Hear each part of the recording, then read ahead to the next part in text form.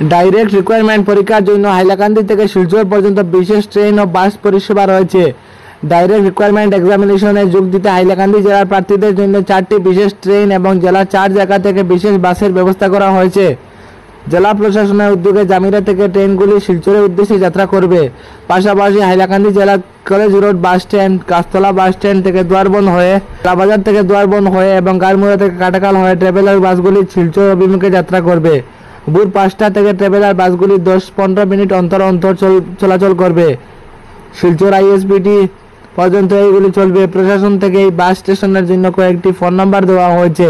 College road বাস স্ট্যান্ডের জন্য 7002316504 এবং 7002082021, গাছতলা স্ট্যান্ডের জন্য 8876110551, লালাবাজার স্ট্যান্ডের জন্য 6000795907 এবং গারমুড়া স্ট্যান্ডের জন্য 7002316504 এ যোগাযোগ করতে পরীক্ষার্থীদের প্রতি প্রশাসন থেকে প্রচারিত এক আবেদন জানানো হয়েছে।